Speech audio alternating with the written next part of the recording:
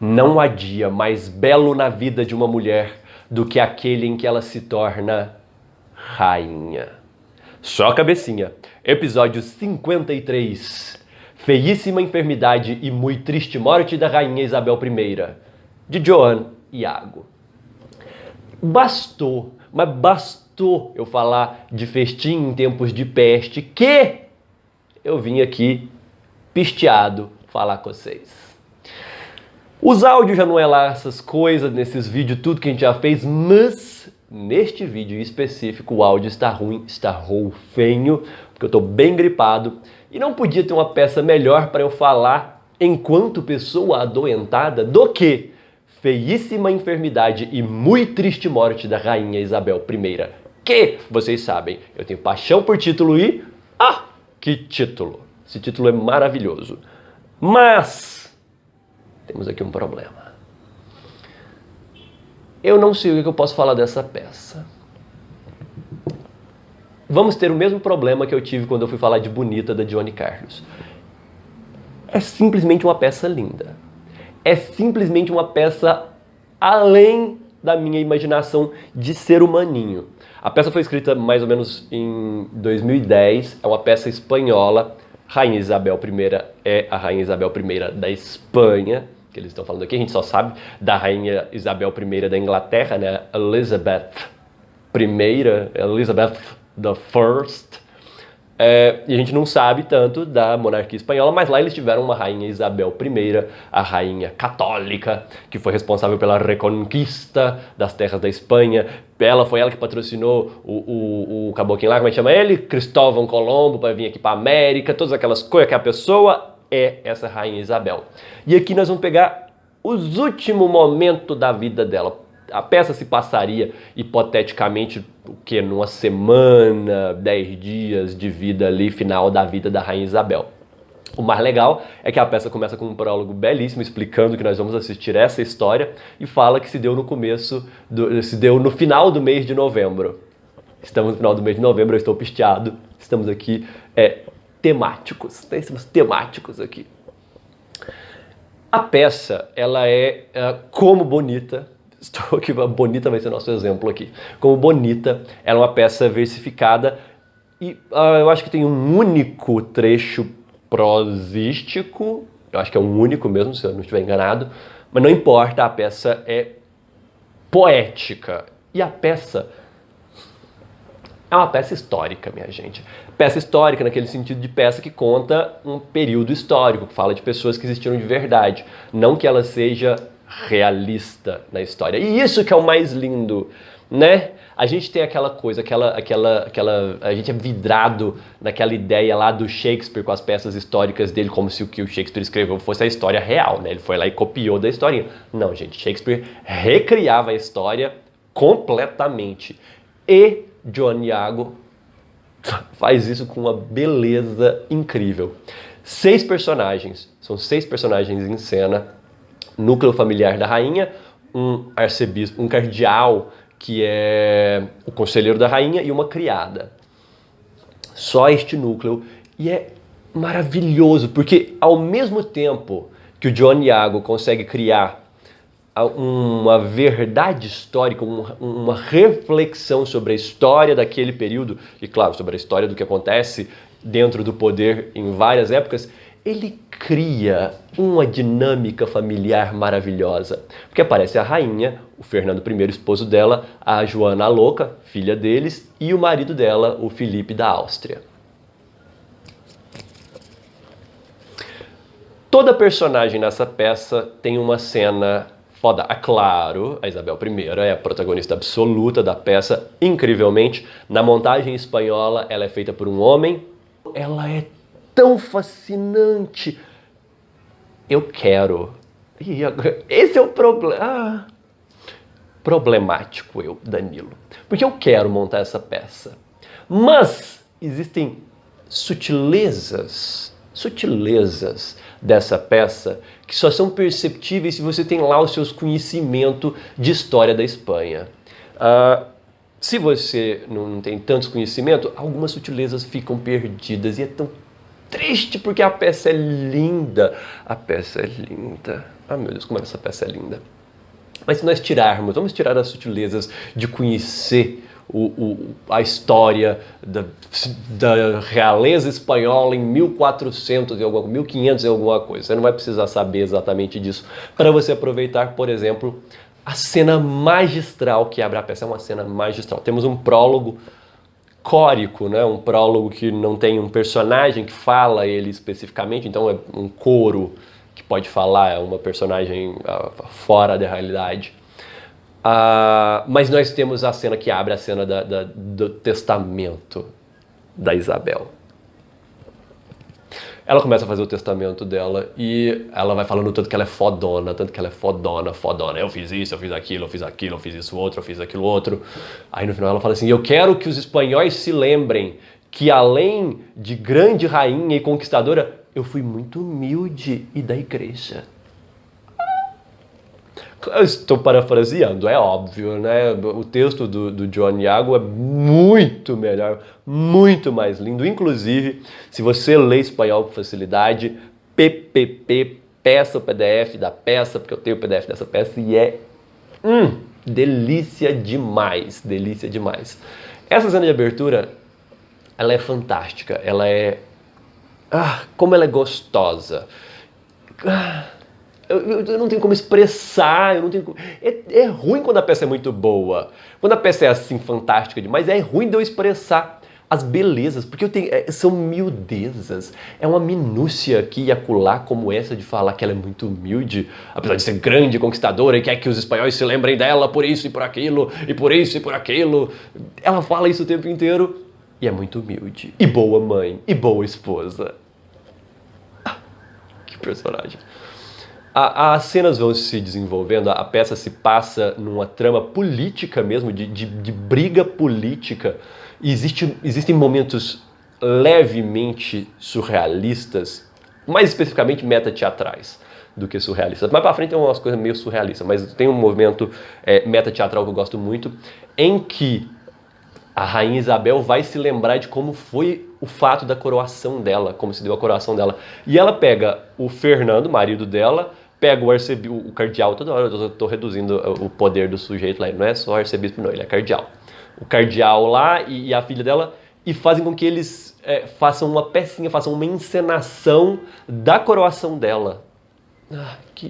Que genial, que modo bonito de você colocar em cena um fato sem ter que recorrer a flashback, sem ter que recorrer a uma pessoa só contando, não. Aquela galerinha ali vai encenar a coroação para a gente ter uma percepção, não só da coroação, uma percepção profunda da personalidade da Isabel. Porque lá durante a coroação, aí agora fofoca, né? Intrigas aqui palacianas, fofoca, bora edificar aqui um pouco. Lá na coroação, a galera falou assim, olha, o irmão dela morreu, é um irmão, o irmão tem uma filha bastarda, e aí eles falam assim, olha, Isabel, não se proclame rainha enquanto todos os nobres de Castilha não estiverem de acordo, tá legal? E ela, quem vai pensar numa coisa dessas? Eu estou aqui para honrar meu irmão que morreu, meu Deus, choro, choro, choro. Aí ela vai lá, vai no velório, todo mundo fica perto dela, ela chora no velório. Por baixo do véu de tristeza, né, do véu de luto, que ela estava usando véu mesmo, de tecido, ela colocou a roupa mais bonita que ela tinha. Acabou o velório, ela tira o véu e fala assim, agora vem cá, vamos me coroar. E ela se coroa rainha de Castilha. Não existia Espanha ainda nessa época. A união das coroas acontece com o casamento do Fernando de Aragão com a Isabel de Castilha, produzindo a Joana, primeira rainha da Espanha unificada, como nós conhecemos hoje. Tá vendo porque precisa entender um pouco de história da Espanha? Porque se você não souber disso, você não sabe quem é a bastarda, você não sabe quem é a Joana Beltraneja, que é a bastarda, que ela vai ser importante depois na peça.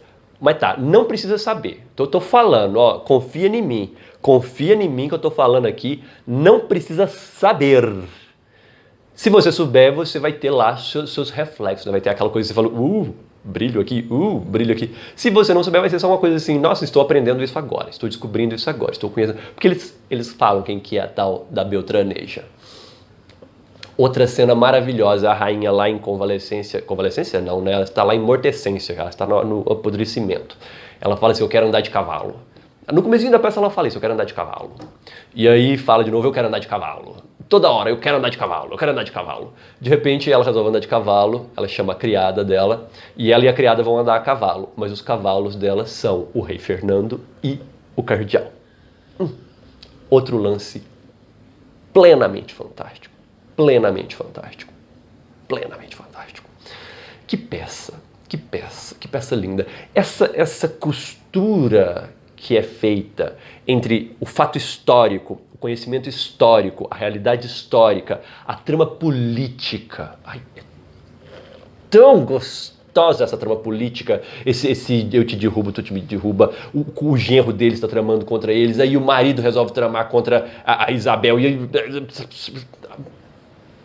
essa trama política, a realidade histórica, a coisa doméstica, a briga doméstica deles, a conversa doméstica. Tem uma hora que a Joana tá fazendo umas coisas lá e a Isabel vira pro Fernando e fala assim, você não vai falar nada pra sua filha, não? E aí o Fernando começa a falar, ela fala, porque você tem que... Ô, Joana, você tem que ter juízo, não sei o quê. Sabe coisa de mãe brigando com a filha e brigando com o marido, porque o marido não fala nada assim, prestável? Tudo isso é costurado com uma maestria que é impossível eu relatar aqui só com palavras. A gente consegue ter todo tipo de reflexo. Sabe, o pensamento político da Isabel, dessa rainha fodona que ela é, o pensamento da mãe, o pensamento dela no futuro, as intrigas palicianas, o background, né, o fundo histórico louco do que estava acontecendo na Espanha nessa época, que particularmente é muito doido. Se vocês lerem a peça, vocês vão ver que está acontecendo uma coisa muito doida. E aí, o final da peça.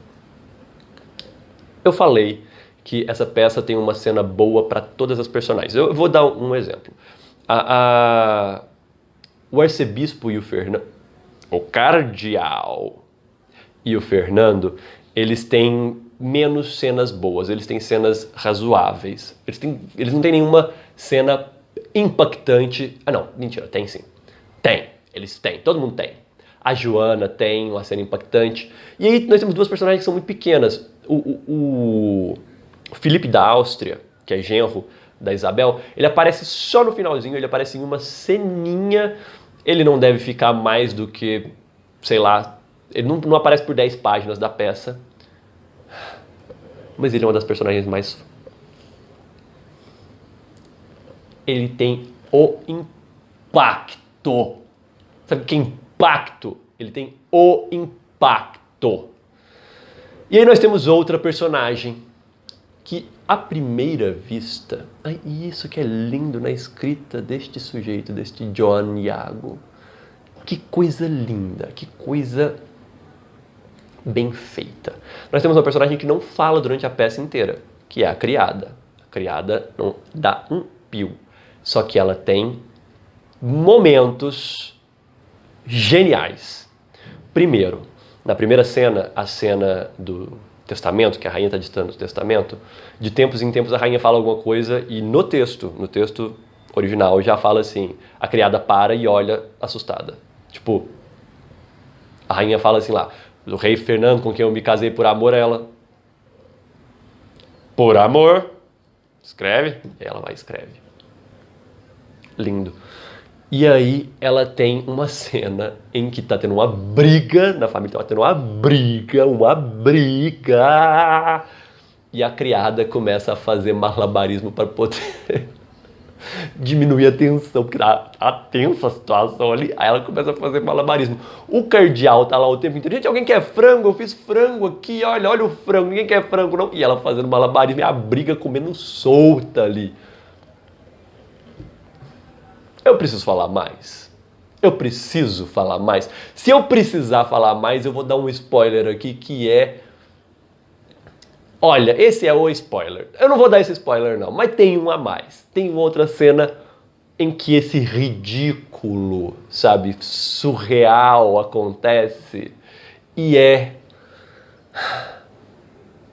a cenona do Fernando, é a cena do rei Fernando de Aragão. Que cena. esse ridículo se mistura com a trama política, com a trama familiar, tudo muito bem costurado, tão bem cozido que eu não sei dizer o tanto que essa peça é maravilhosa. Mentira, eu sei sim, essa peça é muito maravilhosa. E vamos lá aqui, entre nós, vamos montar essa peça. Porque eu tenho que fazer a rainha. Eu aceito qualquer personagem, eu aceito. Especialmente o Felipe da Áustria, que eu falei que ele tem um impacto. Mas qualquer personagem, sabe? Me tirem desta minha feíssima enfermidade que eu tô aqui. Me levem para a glória, que é a feíssima enfermidade e muito triste morte da Rainha Isabel I.